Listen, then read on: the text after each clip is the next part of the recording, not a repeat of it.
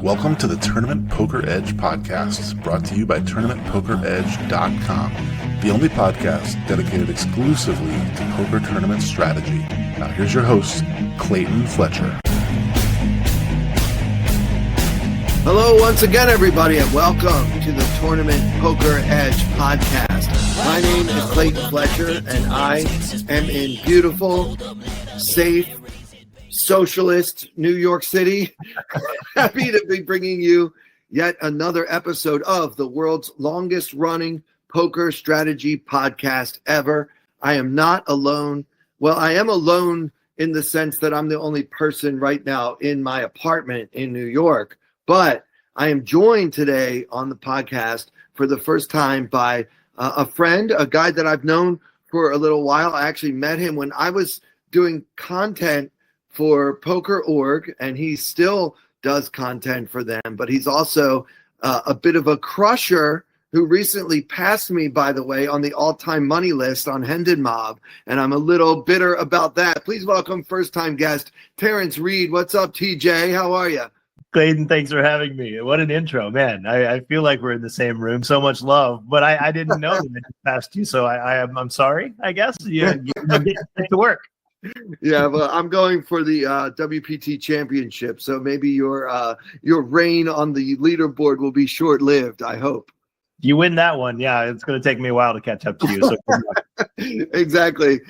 Well, congrats. You had a big score recently. Why don't you start off by telling my listeners about that, and then we can back up. Yeah, sure. Down at the NAPT main event in Las Vegas at the start of November. I had a deep run in their opening event, the PS Open main event. It is, in my opinion, the best structured 1K in the world, and I've played almost every one of them. They're mostly they're a PokerStars festival, so I've played every one throughout this year, and I've cashed every single one that I've played. Nice. So I'm just, like, coming in with so much confidence into this event. Love the structure. Fired 5 bullets to eventually make a run and finish in second place for just a shy under 100K. That's fantastic. Now, is that the biggest score that you've had? I should have looked that up before. No worries. Yeah, it is my third biggest score. If I would have won the thing, it would have been the second biggest score. My biggest one was like 192 last year at the Thunder Valley main event. Oh, nice. Yeah, I've never been out there. Everybody says Thunder Valley is a really cool place. I've heard really great things. I've just never made the trip. I love Thunder Valley. It's literally one of my favorite places to play. I'm only 5 hours away, so it's one of the few places that I can drive. Ben Irwin's the poker room manager there, and he just does so much fun things. He says yes to a lot of stuff. They're always doing fun events, they karaoke nights, parties, and then they partner with Run Good, and they have the same reputation. I highly recommend getting to Thunder. They don't have the biggest fields; they're kind of mid-tier in terms of the size of fields they get for the mid stakes, but well worth going. It's one of the few places that you can go get your butt kicked and just lose money all week long and still leave knowing you had a good time. Yeah, that sounds like my kind of vibes. Yeah. Maybe we can talk them into doing a comedy show. Would that be cool? Can we? They've already done several. Joe Stapes does a comedy night almost every time that Run Good goes out there. So I would recommend doing it during a Run Good night. Hit up Joe Stapleton and Tana Karn with Run Good, and I'm sure Joe would love to have you on the stage. Yeah, Joe and I go way back. He's a really close friend of mine, and I've watched him go from, I would say, aspiring comedian to really strong comedy act. So it's been fun to see, as his poker career has also been growing over the years, and he's had more and more opportunities in poker. He's also gotten so much stronger as a comic, and it's fun. But to see one of your friends really like get great at something, I think is it's kind of its own reward. You know what I mean? The first time I ever went to WSOP in the summer, which was only about 5 years ago, the very first night I got there, I went to see Stapes perform a comedy show. That was the first time I ever met him. And now I've seen him perform 5 or 6 times at this point at various venues. Agreed. It's such a strong show. He knows his audience. He knows his material really well. But we've spent many a night, traumatically spinning slot machines together and have bonded have bonded. He'll tell you a couple of stories over the last couple of years that we've gotten closer than ever before, and I truly value Joe as a friend. Yeah. So I'm always like attracted to friendships with people that don't take life too seriously, don't take poker too seriously. And I think you absolutely fit in that mold, which is maybe why you and I get along so well. You know, when you're not playing poker, I mean, I've seen you play high stakes slot machines on your stream on YouTube. You know, I've seen you kind of I guess roll the dice a little bit. So talk a little bit about, you know, your relationship. A lot of poker players are kind of nitty with their bankroll. They wouldn't be caught dead in the high stakes slot parlor, or, you know, kind of just doing sort of the silly, crazy things that you do. Are you doing that for the views? Are you being yourself? Like, talk to me about that a little bit. Sure. I try to balance it. So my relationship with that kind of thing has changed throughout the years. First of all, like growing up, I wasn't allowed to gamble at all. So even playing poker was a big change for me. Yeah. And then once I started playing poker, and then especially when I played full time, I was one of those players that would preach to people, don't play in the pits. Don't, that's how you lose your bankroll. That's, you know, one of the biggest leaks of poker players. And that's still true. That it is a huge leak for most poker players. But I didn't touch a slot machine until January 2024, believe it or not. And I've come a long way in 2 years. But I was in Tunica with Chance Corneth and Tana Karn. And they introduced me to Buffalo, still one of my favorite machines. And we won, between the three of us, we probably won $30K that first night I ever played slots. I mean, I think that's kind of like the devil at work, isn't it? It's like, yeah, make you think every time you play a slot machine, you're going to win $30,000. You don't want to win the first time you go, for sure. But then the rest of that week, just everything I touched turned to gold, whether it be slots or poker. And my introduction to slots was amazing. And I actually made money in slots in 2024. There's this group of people that do advantage play. And so that's where I really started diving into, like, looking at the machines that you can actually play for plus EV if you're patient enough and strict enough. And then, so it is possible to play slots advantage play. I was a doubter, but it's possible. And that's kind of the rabbit hole I went down. And I focused on advantage play slots for months. In that world, you know, there's sometimes you go outside of advantage play because it's fun or because you're with friends and you're not taking it that seriously. So my preaching now is just like, know what you're gambling, know why you're doing it, and never gamble more than you're able to lose and not worry about it whatsoever. So as long as you're doing those three things, cool. Don't try to make a living off slots. Don't, you know, and also realize that anytime you see these influencers or even on my channel posting the videos that they win, like, you don't see all the losses. You don't see all the nights you slink back to your room after bricking everything. Like, it's not all the glam and glitz that it pretends to be. They're a horrible return to a player investment that are lots of fun, and that's why people play them. Yeah, I'm pretty sure they make them fun on purpose. Exactly. Usually the more fun they are, the worse they are as far as return to player. That's the way that works. But also, they're a great way to get comps. They're a great way to get free rooms, free food. You know, casinos love their slots players and they love them for a reason. But if you can't game the system, you hit them on days where you can get more points and you play appropriately, like, you can use it to your advantage. And as a traveling tournament poker player, expenses are one of the hardest things to overcome to become a profitable player. And if you can use comps to your advantage to get free nights and free food, it goes a long way. Yeah, it sounds like you got a little bit of Alan Kessler in you, trying to find the comp deals, the coupons, right? I love Alan. I'm going to take that as a compliment. I try to take in all the best parts of Alan and imitate them while trying to shed the rest of them, you know? I definitely intended it to be taken as a compliment, for sure. All right, so enough about slots and stuff like that. I mean, I'm glad that you have fun and that you keep it under control. I mean, you just won almost $100,000. I hope you didn't turn around and put it right back in the slot machine. So just please tell me you didn't do that. No, we came home with that much. Yep.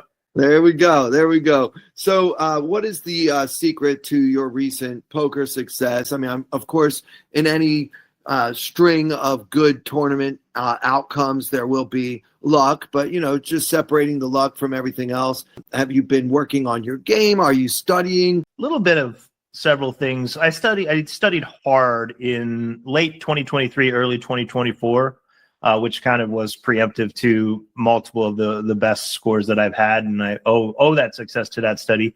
I spent most of my poker career playing cash, and then have switched to tournaments basically since COVID ended, for lots of reasons. But so when it comes to tournaments, like, I'm still a baby, right? I've been playing tournaments for 5 years or so. So the first couple of years, it was really, I did that thing where you're not sure all the adjustments you need to make, right? So you're still getting your feet wet and seeing a lot of spots for the first time. And then you get overconfident, right? I've had success in cash for years. So when you switch to tournaments, you're like, oh, this is fine. And overconfident, the first couple of years were not that good. But then, being humbled and realizing it's an entire new game, and realizing that you have to overcome variance in a different way. And also, I studied with Faraz Jaka in, I think, 2022, and he opened my eyes to a lot of different ways of approaching tournaments, which was good, which kind of hit the reset button on the way I studied tournament poker. Then I really became much more comfortable, and then I started kind of unlocking new ways to approach the game. At the end of 2023, started 2024, I committed to, really, really taking tournament poker super seriously, getting with the right people who are about the same skill set as me or a little bit better, and surrounding myself with them, along with study, and then just tons of volume. Those three things are the biggest keys. Yeah, that's great. Yeah, and you mentioned Faraz. My listeners know, I think our promo code is still active on Jaka Coaching, TPE. You guys can try that if you're interested in joining that site. I mean, he just has Kevin Rabishal just joined the team over there. I mean, they've got really good coaches. And Faraz is, to me, one of the guys that has always seen the game a little bit differently than everybody else, and possibly a little more clearly than the rest of us. So, I mean, that's a good one to kind of hook up with if you want to try to really, get some good quality coaching. Talk us through a little bit what was like working with him as a coach, and what was his process? What kind of leaks did he find in your game? What were you working on mostly with Faraz? So for transparency, it wasn't a one-on-one coaching with Faraz. It was this group coaching that he does, and studying his pre-recorded lessons on his site. But it's really about being comfortable in otherwise uncomfortable situations, recognizing that you can't be afraid to die in tournament poker.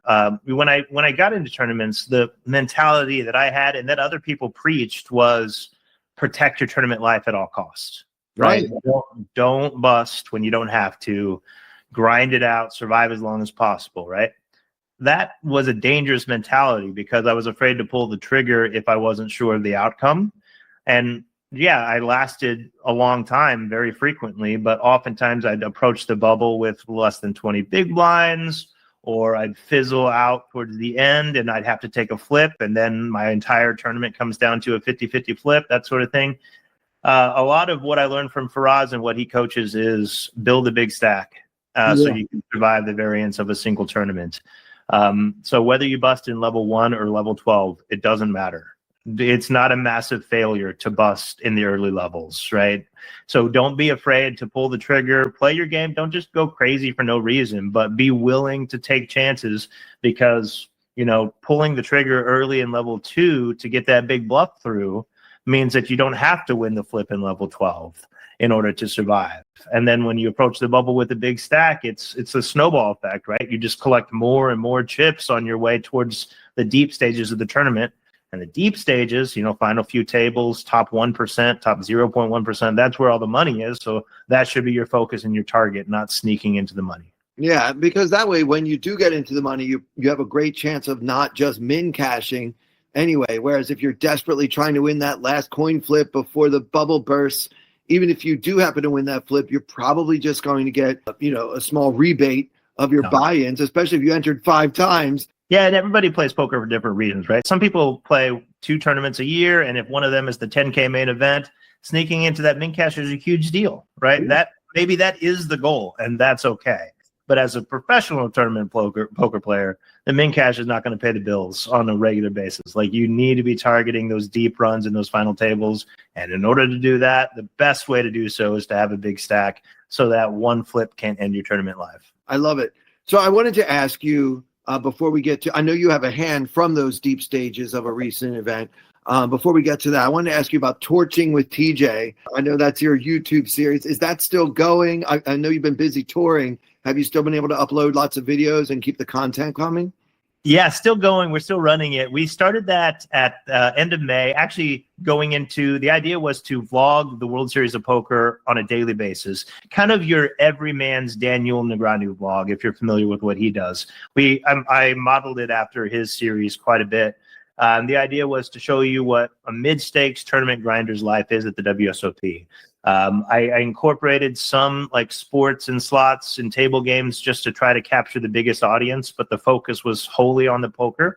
And I committed to playing and uploading every single day all summer long, and we accomplished that. And we saw a big, it wasn't all just me. Shout out to my editor, Brett Kynes, who did a lot of work as well. Couldn't have done it without him. But the idea was day in the life. If you can't be in Vegas, this is what it's like to live this life, or the highs, the lows, the deep runs, the downswings, whatever you want to call it. And a lot of characters along the way. So we brought in a lot of well-known people in the poker community to do cameos and that sort of thing. It really was authentic and fun was the goal. We weren't going for clicks. It was just 20 minutes of here's what my day was yesterday at the World Series of Poker. And people really embraced it. We hit 1,000 subs within a few weeks, which is monetization, which was surprising. I didn't even expect to get there over the course of just one summer, but saw a lot of support. And a lot of people crave that poker content during the summer. And I was being told that I was being pushed to the same people that was watching DNEG's vlogs, which is huge for It's amazing for exposure.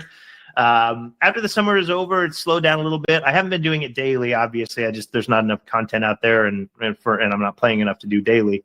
But I do kind of, the goal is about once a week, upload a series, and it's usually basically a recap of an entire series that I went to. So I go to Barcelona, play a whole series, show you the highlights and the lowlights, give you a recap, and tell you like how much I profited or lost in Barcelona, and then hit the reset button, do it all again. So goal right now is about once a week. And then hopefully we keep this running long enough next summer to bring back the daily stuff at the WSOP. Really cool, man. That's so great. And I think here's what we'll do. We'll put a link to your YouTube in the description of the podcast so people can check that out. We need fun, entertaining poker, gambling content on the internet. That's what we need. We don't need any more like over analyzing, nerdy kind. There's a place for that, but I think that the general public, they want us to bring the fun back into the game. And that's something that you're really doing on YouTube and on Poker.org and anywhere else you might be. So, thank you for your service to the community. I appreciate it. That's what I've been trying to go for, is just authenticity. And this is what I'm really like. And if you hang out with me, like there's no, I'm not doing anything that I wouldn't do if there wasn't a camera on me. And at the same time, you're right. There's technical analysis. It's an oversaturated market. Nobody wants to sit there and see 12 hands and then click in the next vlog, So we'll go through usually one or two really interesting spots that I have, and I'll walk you through my headspace and what I was thinking, but we don't get too in the weeds with that sort of thing. Excellent. Yeah, guys, check that out. Click the link. TJ Reid Poker, right? Is that the link on YouTube? That's your handle, I should say. That's YouTube. the handle. TJ Reid Poker. Yeah. Torture with TJ is like the channel, like the series name, but the channel is TJ Reid Poker. Thank you for that. Cool. Yeah, and we'll put a link, so we'll share that. And for those who are watching this on YouTube right now, you can see it there on your screen. So that's where you want to go to find Terrance's content. And now we're going to get into the hand, but first I want to tell you guys what I've been up to. I've been working really hard with GTO Wizard. I recently uploaded every hand I've played online, and the Wizard is telling me where my leaks are. Long story short, I've sort of discovered this already, but now I'm seeing the specific spots. Basically, I'm too tight on the flop. Like I'm folding flops in spots where the Wizard wants to call. Any solver would say, this is a spot for appeal. This is a spot for possibly even a bluff raise, and I'm just getting out of the guy's way. So I've been doing that less, and just learning from being able to upload all of your hands, and the wizard will actually analyze what these are kind of from a bird's eye view, from a macro level. These are the leaks in your game, so you can start to plug them. Now, the secret is you don't want to overdo it and then just start never folding on the flop, or, if it determines that you call too much on the river, just start folding every river. Obviously, that's not a good strategy either. But this tool is so easy to use. I'm not a techie. I could barely remember the word handle in describing a YouTube channel, so I'm obviously not like a computer geek or anything like that, but I can tell you guys I have absolutely no trouble using GTO Wizard. And all of my listeners, because you are a faithful listener to the Tournament Poker Edge podcast, you can get 10% off. You can also get a 24-hour trial period where you don't have to pay anything. And then after that period is over, when you're ready to buy, you'll save 10% because you used our special affiliate link, our promo code. So that is gtowizard.com/p/TPE. All right. So Terrance, tell me, what is this going to be from that Resorts World NAPT? It is going to be from that run, and it's going to be from the final table, actually. Fantastic. So this is $1,000 buy-in, and it's a PokerStars sponsored event. And here we are at the final table. How many players are left? What are the blinds? Set the stage for us. You got it. We've just reached the final table. I started day 2 as the chip leader, and I've now entered the final table also with the chip lead. Wow. This is probably the toughest 1K field I've ever played. Every Las Vegas reg that you can think of has showed up to play this thing. We have several crushers at the table, players with much more experience than me, including the person I'm up against in this hand, Dan CPL, well known, and he actually won the WPT main 2 years ago, the one that you're going to win this year. That's right. Yeah, I've played with Dan myself. He is a crusher, obviously a guy that works very, very hard at his game. He studies, but he's not a GTO bot from what I've seen. He does make adjustments based on the experience level or the perceived strategies of his opponents. I know this is early from the final table, but did you notice that as you played with Dan? Yeah, I had played with him a little bit. Well, here at the final table, we've only been at the same table for about an orbit and a half when this hand takes place, so not really enough to get that. But I knew that about him. Being in poker media, you watch all the deep runs, all the big events. I watched the entire WPT main final table that he played. So I know that he's, like all great tournament players, adapts to the situation, adapts to the player he's up against, and is able to make changes on the fly. But he's also very aggressive, and he's not afraid to pull the trigger when he has to. I didn't love that he was on my left. I'll be completely honest. I wouldn't love that either. All right, so set the stage. You've got the chip lead. How many blinds does he have? What's going on? So we're at the final table. Like I said, we've only been going for about an orbit and a half, fairly new. It's already about 9 p.m. at night. So we've been playing 9 hours just to reach this final table, and average stack is about 40 bigs. So we're still very deep at this final table.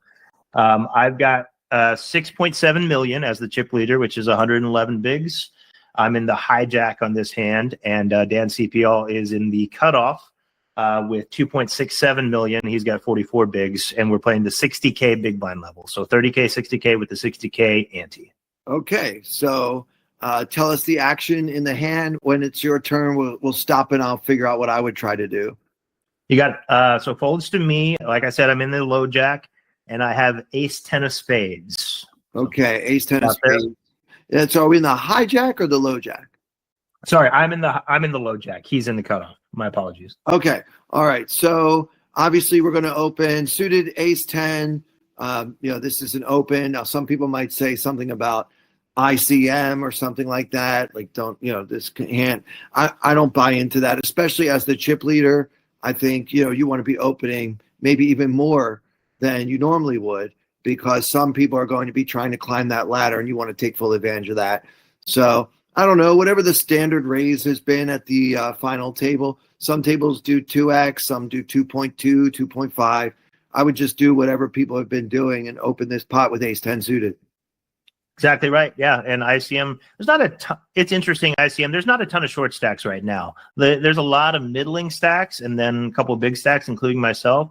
So because there's not super short stacks, ICM doesn't come into play too much because they're not trying to outlast these super short stacks. So it's not a catastrophe to bust as one of the middling stacks. And my strategy coming in was just to play pretty straightforward, maybe widen the range just a little bit because I have the chip lead, but feel everybody out, not go crazy. Let's not have a disaster at the start of this final table. Play pretty straightforward. But yeah, standard open, I go to 120, just the 2X. And it folded to me when I made that open. And then immediately on my left, Mr. Dan Sepiol, not going to make my life easy. Him in the cutoff, he 3-bets me to 360,000, a full 3X. Okay, and he starts with 44 big blinds. Yeah, he starts with 44, and he just makes it six bigs. Okay, so when it folds back to us, it seems wild to 4-bet, although it may actually be profitable, especially if he perceives that you might be trying to put your foot on the gas a little bit with the chip lead, and then he might be doing this. You do have that important ace, the blocker, but I don't like to get too cute in these spots. I do like to be aggressive with the chip lead, but like you, I'm not really trying to punt, this chip lead away so early at the final table. At the same time, I don't think folding is right either because you are suited and you've got a very playable hand. And you'll still be fairly deep, in terms of SPR. If you make the call and see the flop, we'll be able to figure out what to do. It does suck, though, to be out of position against a player as strong as Dan. He's got all the tricks up his sleeve, and so that's not going to be easy. But still, you're getting a good price, about 2-1 on a call. I think we should call and see a flop with ace-10 suited. I think you're spot on. Everything that you said, I thought as well. If I have ace-10 offsuit, I might consider a light 4-bet and hope to take the pot down. But we're at an awkward stack size. He has 44. He just made it 6. So if I 4-bet, we don't want to put in over a third of what he has total. Otherwise, we're just committing. So like a 4-bet to like 14 bigs is kind of the play if we're going to 4-bet bluff. And then we're giving him such a good price in position, and he's such a strong player that he might just continue. We're not even putting his entire stack, and I don't really want to play a bloated pot out of position with ace-10 against CPL. Obviously, that wasn't the situation. We have ace-10 suited. I think we play well enough with ace-10 suited to call and continue. But importantly, I mentioned the full 3x sizing. That's pretty big for a final table and for a 3-bet size. I think most people are going to choose like 2.5 to 2.8 at this stack depth. So already I'm trying to see what does that mean. And either Dan thinks he has such a big post-flop edge against me that he wants to play as big a pot as possible, right? Or he's totally fine with just taking this down pre. And, would he use this sizing with aces? I tend to believe, I don't know, I didn't ask him, but if he had something like pocket aces, he probably wouldn't go this big, because he wants to keep me in the pot with my inferior hand. So in my mind, I'm kind of eliminating the super premiums just because of the full 3x sizing, and that's a very small thing. And I might be wrong, but that's the small thing that I put in the back of my mind as we head to a flop, because I did make the call. So your general read is that he's 3-betting, but that he doesn't have aces or kings. He might have ace-king or something like that. Or he could have one of his bluffs, like an ace-4 suited or something like that, right? Pretty right. Yeah, I tend to pull maybe a couple of the super premium combos out of his range as we head to a flop. Okay, interesting. So what is that flop? We see 10 of clubs, 4 of clubs, 4 of diamonds. So we flop top on a paired board with a flush draw. Okay. So, and what suit do we have? We have spades? We have spades. So no backdoor flushes for us. Okay. So we've got top pair, top kicker. I don't think we have any leads on this board. I mean, you could do something really outside the box and just bet right into the pre-flop 3-better. But again, I don't see any reason to get cute here. I think we can just check and mostly, I guess, call against most of his bet sizing. So what did you do? Yeah, I think you're right. I'm playing 0 leads in this spot. No reason to do that against his range. Neither of us really have any 4s. Except, actually, he has more 4s than I do. So even if you want to look at it that way, I do check. He puts out a bet of 225,000 pot's 870,000, so he goes about 26% pot, which is standard sizing quarter pot. And if you look at this from if you run the solve in GTO Wizard, that in a pure chip EV scenario, early stages of the tournament, I actually get to check raise this flop a lot with top because we can dominate a lot of his tens, and then we want protection from his overcards. In this situation where there is ICM pressure in play, and I don't really want to get jammed on and fold away my equity or call it off against a hand that has this dominated, I decided to just call. So let's head to a turn, and hopefully we're not put into a super tough spot. Yeah, I like your strategy here. I think one reason we do get to check raise a lot of our ace 10, king 10 type hands on this board is because we are going to be check raising with a lot of our flush draws, and because we were pretty sure that nobody really has a 4 very much. Like, maybe you're right, he does have more 4s than you do, but I think you might have like a 5-4 suited, ace 4 suited, and so we want to be able to check raise with those hands. Yeah, and I'm also worried with a player of CPL's caliber that if I check raise the ace 10 and he's sitting there with something like king queen or ace king, he might just rip it in our face and make us fold or make a really uncomfortable call. So I'd rather, I think, in this particular case, take the passive route. But there's an argument to be made for check raising to try to shut the hand down right now and not put yourself in a tough spot on later streets. If there's one more spade on the flop, I think it becomes a little more comfortable just because we can turn a lot of equity. But as it is, yeah, I hit the call button. Let's play a pot. I have no problem with that whatsoever. So what's the pot size now?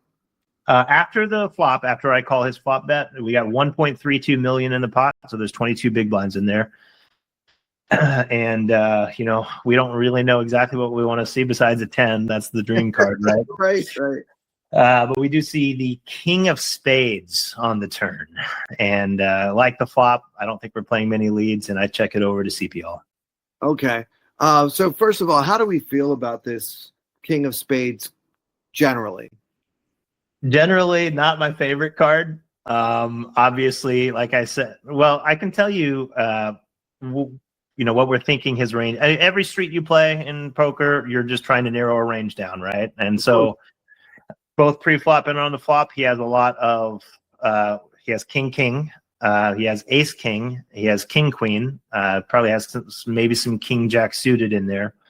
And a lot of those hands just hit there. Obviously, this means he has less king, so it's actually not a terrible flop or a terrible turn because it reduces the amounts of king in his hand. But it does hit one of the strongest hands that he does have, which is ace king, that he's going to be very comfortable continuing to bet for value. And also, on top of that, I think that he's probably c-betting this flop, having been the pre-flop 3-better, very close to 100%, if not 100% of the time. So he's going to have all of those combos, king, queen, king, jack, king, 9. Like sometimes he's going to 3-bet you with king 9 suited, right? So I really don't like seeing any overcard to my 10, but a king is probably the worst. Check and see what happens. See what happens, and CPL lives up to his reputation, and he just keeps firing away, as to be expected, whether he has this card or not. He puts in a bet of 650,000, which is just under half pot. 11 big blinds into a 22 big blind pot. Very importantly, leaving himself with 1.435 million behind. So, when you're facing a turn barrel, you always look down at his stack just to see what's coming on the river if you call. So I'm already thinking about what my plan is on rivers here when I see this bet, because a lot of people preach that if you call the turn and nothing changes, you have to call the river. I'm not that guy. That's not true. Not true at all. But I am anticipating just how much he has behind, so I know if I do face it, what my plan is on most runouts. Yeah, it's interesting, Terrance. We actually had a hand last week that we discussed that I had played where I did call the turn and nothing really changed, and I folded the river. So there are spots for doing that. Why would you call the turn if you're not planning? But you don't know what's going to happen on the river. There are plenty of times when you call the turn and then the river goes check, and then you turn over the winner and you're done, right? So I don't really subscribe to that either. Like that's, in a way, that's, you're planning for the worst case scenario without knowing for sure that that's what's about to happen. Now, of course, it will happen more often versus an opponent like Dan, because he's going to test you. Maybe against a more straightforward ABC type player, you won't have as many hard decisions on the river, but that's no reason to make up your mind right now what you're going to do on the end. I don't subscribe to that any more than you do. So we are of similar minds in this spot. I don't want to fold. I don't really see much value in shoving. Yeah, I don't think there's any value in shoving. So when we bet, we accomplish, this, one of two things: a worse hand calls or a better hand folds, right? In this case, if he has a worse hand like a draw, why would we want him to fold? Right? I mean, we want him to keep barreling with his draws, and we can pick off those bluffs. And if he has a better hand, he's likely never folding to us. Maybe we could get something like jacks or queens to fold, but I really don't think jacks or queens are betting this turn when they see a king. And I don't think he's ever folding a king. So I don't really see any value in check raising at all. You can't want to shut down all of his bluffs. Just because he has a draw doesn't mean you have to deny equity to that draw. Like if I told you 100% that he has jack queen of clubs, I mean, he'd probably call that specific hand. But if I told you 100% he had jack queen offsuit, like, why would I shove? He's going to fold his worst hand, and I get to play a river pretty confident that he has a draw. So yeah, I agree with you. I don't see any value to check raising at all. The question is, do I want to put this 11 big blinds in the middle and be prepared to face a big bet on the river? That might be uncomfortable. And I did. I agreed. I think top pair with the good, or second pair good kicker is just too strong to let go of right now. He's double barreling too much that I am still ahead of. And we could go check on the river. And if we don't, let's see what the river is and decide then. Okay, sounds good to me. So we agree again, and we're calling this half pot bet on the turn. And now the river comes a deuce of diamonds. Okay, a brick. Brickless brick that ever bricked.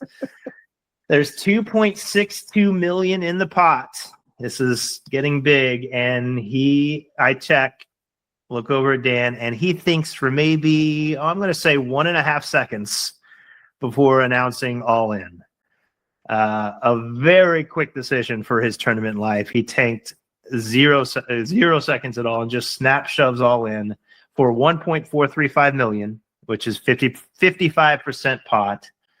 And there's still 9 people at the table. 0 people have busted. He is risking going out in 9th place. First place in this thing is 160,000 basically, and 9th place is 14,660. So he has now put his tournament life at risk, and we're on the other end of that decision. Yeah, this is tough. I mean, it's unlikely that he has. It's hard for him to have ace king when we have ace 10 and we see a king. It's hard for him to have pocket kings for the same reason. We don't think he would play queens or jacks this way. Obviously, it's hard for him to have a set of 10s, right? We know where 2 of the 10s are. So with all the blockers in play and with what we would expect him to do with the various hands that are in his range for playing the flop and turn this way, I just feel like we have to call this. I don't love it, and I hate losing almost half my stack so early at the final table. But, this player is very capable of all these moves, and everything missed. He's trying to tell a story about having a king or pocket aces. He's not doing this, like you said before, with pocket queens. This is a very tough decision. I don't even know if he would do this with king queen.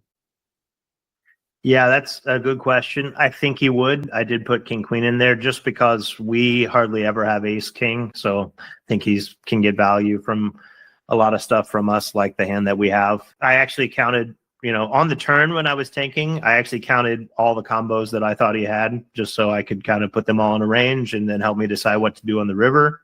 So I came up with about 16 value combos and about 40 bluff combos. a nice ratio to have. All the value I gave him was ace-ace, which is 3 combos with our blocker, ace-king, which is 9 combos with our blocker, king-king, 1 combo, 10-10, 1 combo, ace-4 suited, which is only 1 combo with the suit distribution, which is ace-4 of hearts, and then king-10 suited, which is 2 combos with our blocker. With that in mind, that's only 16 value combos. And then importantly, we also don't have a club. And with the front door flush draw there, he has a ton of flush draws that bricked. Good point. If you want to be very conservative with the bluffs that he have, I gave him ace queen, ace jack, ace 5, and queen jack, or queen jack suited specifically. Even if you're conservative and that's all you give him, then that's 40 bluff combos if he has those in full. So he has over twice as many bluffs as value. And then there's the added benefit, and you'll know this at a final table, of if I call and I'm right, I get rid of one of the toughest opponents. So it's like something that's just you can't really measure that in any solver or any chart. But not only do I win this massive pot and extend my chip lead, but I oust this guy that I really didn't want to have on my left for this entire final table. So if you're 50-50, might swing that in the way of making the call to get rid of him. It's dangerous thinking, but I'm not going to pretend that I've never gone down that road myself at final tables, especially when they're on my left. It's like, yeah, if I can get rid of you now, this would pretty much be a cakewalk from here, especially given that I'll have such a massive chip lead if I call and win. Yeah, I guess all signs are pointing to call, but the question still remains, did TJ manage to pull that trigger? I didn't take very long, and a lot of the people that came up to me about the hand after said, I can't believe you called so quickly. I took about 5 or 10 seconds, and I did call. But that's only because I had already done all the thought process on previous streets, sure. Right? Unless I had a good reason or I picked up some good tell on him to change my mind, my plan was to call down a lot of rivers. Pretty much anything except an ace, queen, or jack, I was planning on calling. So, and even the ace, I probably end up calling too because I have one, right? Yeah, so I was going to say, we're not calling an ace. What are we doing here? Yeah, the queen and the jack were really the cards I didn't want to see. And given and a club, of course, queen jack or any club, I have to really think about it. But the deuce of diamonds, I've already made my mind up, and I do go ahead and click the call button. And you want the reveal? Yes, please. Dan CPL shows me ace of diamonds, queen of clubs. Oh, wow. I could not have been happier to see the bluff. And Dan was a true gentleman. He tapped the table and said, good game. Wasn't upset at all. But I did one of the added benefits too, everyone at the table, like they were kind of shocked at how quickly I made that call, check calling a triple barrel from CPL, putting my chip lead at risk, whatever. I didn't think it was that impressive of a call on the river, to be honest. But I guess looking back, I did the work on previous streets. But everyone at the table said that I'm not going to bluff this guy, right? So whether that's true or not, whether they're playing mind games or not, I at least get the respect of they're going to think twice before they try to pull the trigger against me, which only goes to my favor here at the final table. That is a great image to have, where people are afraid to bluff you at the final table. Then their actions are more pure for the most part. It's just, yeah, that's so much good comes from eliminating Dan in this way. And especially even the equity of going fast like that, like 5 or 10 seconds to just be like, yeah, call. And it's like, wow, you just called him with a 10. Wow, that's amazing. Yeah, I love this. I really love this. And that's obviously what set you up to, get really far at that final table. And you got second place for almost 100K. So that's great. I'm really happy for you. I appreciate it. Yeah, it was a great run. Obviously, I wanted to close it out. They put the big trophy there on the table. I came into heads-up play with a 2-1 chip lead, and everything went downhill once we got heads up, unfortunately. He ran really, really good, played really, really well, and every spot that I took was the wrong one, and he, had me in no complaints. You can't complain when you go. If you offered me second place at the start of that tournament, I would have been ecstatic. It's just when you're so close to the title, because I said coming into day 3, I was just playing for the win, and maybe that influence this call that I'm playing for the win. I don't care if I bust early. We're trying to win this thing. Yeah. But well, Dan put you to the test, right? Dan put you to the test, and you passed the test. Another factor to consider is Dan has a lot of money. Yeah, it definitely comes into play. Yeah, and so he's not as concerned about winning, whether he wins 14,000 or 50,000. It's. I'm not going to say that's the same, but it's different than for average guys like you and me, mid-stakes grinders like us. Like if I win $100,000, that's a whole lot of money as far as I'm concerned. So. If you think about when like the big pros put pressure on the recreational players or the players who are playing a bigger buy-in than they ever play, it works both ways, right? If they're going to get to put a ton of pressure on players who the money means a lot to them, then we have to be able to take a stand against them when they're putting the pressure on, right? It's a fine balance. It's just if you're willing to recognize that, this guy probably is more willing to die than most because the money isn't as big of a deal to him. Yeah, it's great to have that in mind. And congrats again on the big score. I took way more of your time than I meant to. It's just you're so much fun to talk to, Terrance. Yeah, I love it. And I can be a little verbose for sure. So I appreciate you dealing with me, extrapolate all these thoughts out into the ether. But I love talking poker, and hand histories just stick in my mind forever and ever. So I'm always happy to hear what other people think about the same spot that I played. And I think we were on the same page about a lot of the decisions. So yeah, it's always fun. It's always fun when we can have a little bit of a debate about, I think you should have done this and you think you should have done that. But it's also kind of fun for me when a player that I respect plays a hand exactly as I would have. So that's nice too.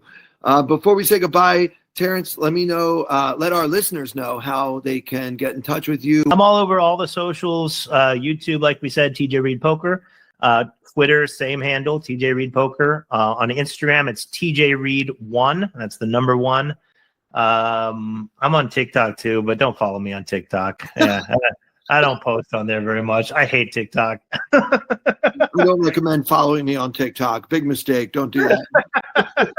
You'll find me if you want to.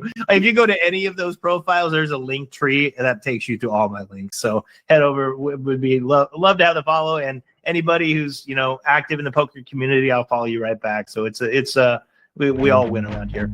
Very cool. Terrance, thanks so much for being a first-time guest. I'd love to have you back sometime in the future. Thank you for having me, Clayton. After you win the WPT main this winter, you might just retire. So I'll try to get back in here before that happens. Sounds good. So for Terrance, TJ Reid, and for everyone here at Tournament Poker Edge, I'm Clayton Fletcher. Thank you so much for listening. I wanna hold them like they do in Texas, please. Fold them, let them hit me, raise it, baby, stay with me.